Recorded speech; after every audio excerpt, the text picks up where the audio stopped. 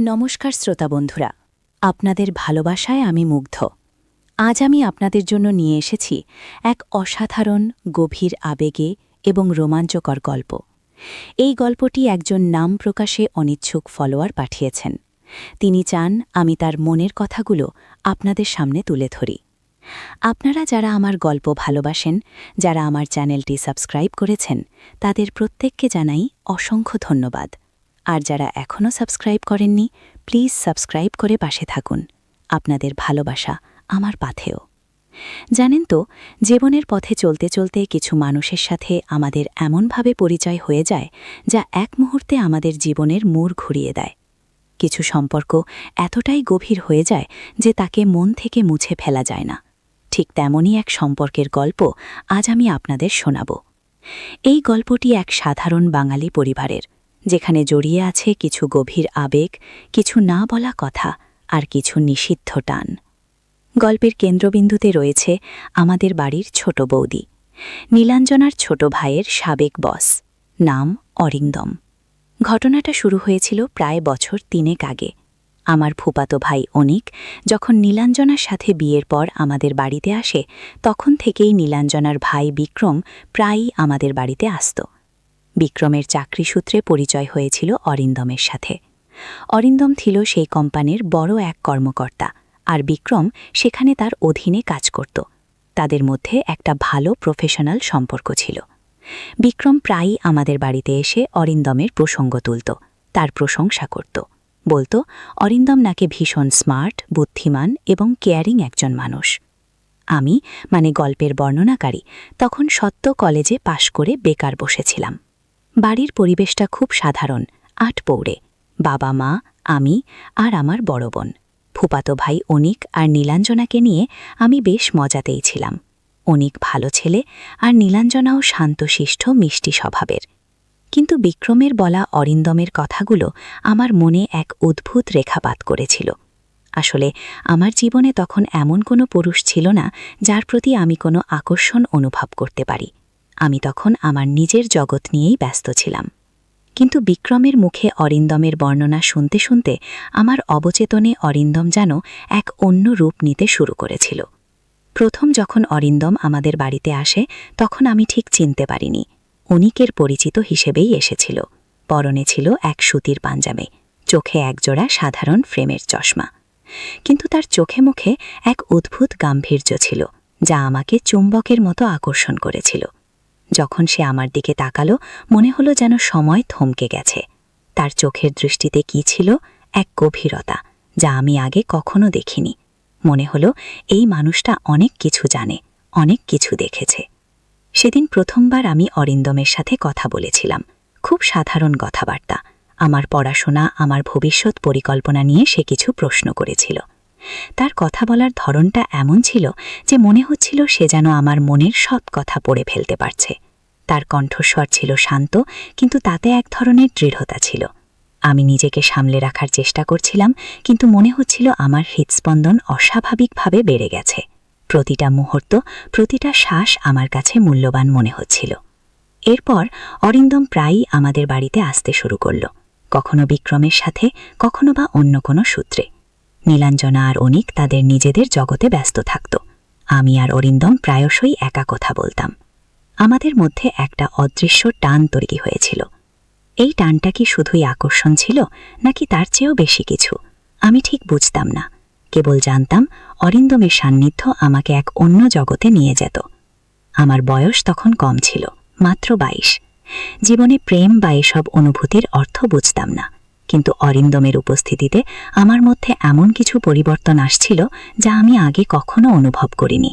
তার চোখে চোখ রেখে কথা বলতে গেলে আমার হৃৎপিণ্ড যেন আরও জোরে ধুকপুক করত। তার স্পর্শ আমার সারা শরীরে বিদ্যুৎ প্রবাহিত করত।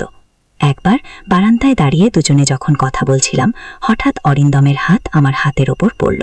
সেই স্পর্শে আমার শরীর যেন কেঁপে উঠল। আমি দ্রুত হাত সরিয়ে নিলাম, কিন্তু সেই স্পর্শের রেশ আমার সারা শরীরে রয়ে গেল। অরিন্দমও যেন একটু অপ্রস্তুত হয়ে গিয়েছিল, কিন্তু তার চোখে আমি এক অদ্ভুত আলো দেখেছিলাম। আমরা দুজনেই বুঝতে পারছিলাম আমাদের মধ্যে কিছু একটা হচ্ছে, কিন্তু কি হচ্ছে তা আমরা স্পষ্ট করে বলতে পারছিলাম না। আমাদের সম্পর্কটা ছিল এক গভীর রহস্যে ঢাকা, অরিন্দম ছিল বিবাহিত আর আমি ছিলাম তার চেয়ে অনেক ছোট। এই সম্পর্ক সমাজের চোখে অত্যন্ত নিন্দনীয়, কিন্তু মন কাকে মানে? মন তো শুধু ভালোবাসার টান বোঝে। আমাদের গোপন মুহূর্তগুলো ছিল খুবই অল্প, কিন্তু প্রতিটি মুহূর্ত আমার কাছে অমূল্য ছিল। যখন আমরা একা থাকতাম তখন আমাদের কথাবার্তা অন্যরকম হয়ে যেত। অরিন্দম আমার দিকে এমনভাবে তাকাত যা আমাকে ভেতরে ভেতরে নাড়িয়ে দিত। তার চোখে এক গভীর আকাঙ্ক্ষা দেখতে পেতাম, যা আমাকেও আরও বেশি করে টানত। একদিন দুপুরে যখন বাড়ির সবাই কাজে ব্যস্ত ছিল, আমি বারান্দায় বসে বই পড়ছিলাম। অরিন্দম হঠাৎ সেখানে এসে দাঁড়াল। সে আমার পাশে এসে বসল। আমি একটু সরে বসলাম। সে আমার দিকে তাকিয়ে বলল, কি পড়ছ? আমি আস্তে করে বইটা তার দিকে এগিয়ে দিলাম। সে বইটা নিল আর আমার দিকে তাকাল। তার চোখ দুটো যেন কথা বলছিল। সে বলল, এই বয়সে এত গভীর বই তুমি পড়ো? আমি মাথা নিচু করে রইলাম। সে আমার মুখের ওপর থেকে চুলগুলো সরিয়ে দিল। সেই স্পর্শটা ছিল খুব হালকা, কিন্তু আমার সারা শরীরে যেন আগুন ধরে গেল। সে আমার দিকে ঝুঁকে এসে আমার কানের কাছে ফিসফিস করে বলল, তোমার চোখেও অনেক গভীরতা। সেদিন আমরা অনেকক্ষণ চুপচাপ বসেছিলাম, কিন্তু সেই নীরবতার মধ্যে এক অন্যরকম ভাষা ছিল, এক অব্যক্ত ভালোবাসা যা ভাষায় প্রকাশ করা যায় না। আমাদের মধ্যে যে নিষিদ্ধ টান ছিল তা যেন আরও গভীর হচ্ছিল। আমি জানতাম এটা ঠিক নয়, কিন্তু আমি তাকে উপেক্ষা করতে পারছিলাম না। অরিন্দমের প্রতি আমার ভালো লাগাটা এক তীব্র ভালোবাসায় পরিণত হয়েছিল। একদিন ইভিনিং টাইম নীলাঞ্জনা আর অনেক বাইরে গিয়েছিল। অরিন্দম আমাদের বাড়িতে এসেছিল। আমি তখন রান্নাঘরে কাজ করছিলাম। সে এসে দরজার সামনে দাঁড়িয়ে রইল। তার চোখে মুখে এক অন্যরকম আলো। সে বলল, তোমাকে একা পেয়েছি। আমি একটু অপ্রস্তুত হয়ে গেলাম। বললাম, কি চাই? সে আমার দিকে এগিয়ে এসে আমার সামনে দাঁড়াল। আমার চোখে চোখ রেখে বলল, তোমাকে চাই। সেই মুহূর্তটা ছিল আমার জীবনের সবচেয়ে রোমাঞ্চকর মুহূর্ত। আমি জানতাম এটা ঠিক নয়, কিন্তু আমার মন অরিন্দমের জন্য উতলা হয়ে উঠেছিল। তার চোখের দিকে তাকিয়ে আমার মনে হচ্ছিল এই মানুষটাকেই আমি এতদিন ধরে খুঁজছিলাম। আমি আস্তে করে তার দিকে এগিয়ে গেলাম। আমাদের দুজনের মধ্যে দূরত্ব তখন আর ছিল না। অরিন্দম আমার হাত ধরল। তার হাতের স্পর্শে আমার শরীর যেন কাঁপতে শুরু করল। সে আমাকে আস্তে করে নিজের দিকে টেনে নিল। আমি তার বুকের মধ্যে মিশে গেলাম। আমাদের হৃৎস্পন্দন তখন এক হয়ে গিয়েছিল। অরিন্দমের শ্বাস আমার মুখে এসে লাগছিল। তার উষ্ণ নিঃশ্বাস আমার শরীরে এক অন্যরকম অনুভূতি জাগাচ্ছিল। আমি চোখ বন্ধ করে রইলাম। মনে হচ্ছিল এই মুহূর্তটা যেন অনন্তকাল ধরে চলতে থাকে। অরিন্দম আমার গালে আলতো করে চুমু খেল। সেই চুম্বনে ছিল এক তীব্র আবেগ যা আমাকে আরও বেশি করে আকৃষ্ট করছিল। সে আমার কানের কাছে ফিসফিস করে বলল, তোমাকে আমার খুব ভালো লাগে। আমার ঠোঁটের কোণে এক মিষ্টি হাসি ফুটে উঠল। আমিও ফিসফিস করে বললাম, আমারও।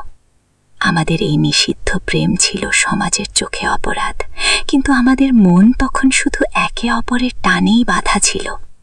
অরিন্দম আমাকে আরও গভীরভাবে জড়িয়ে ধরল।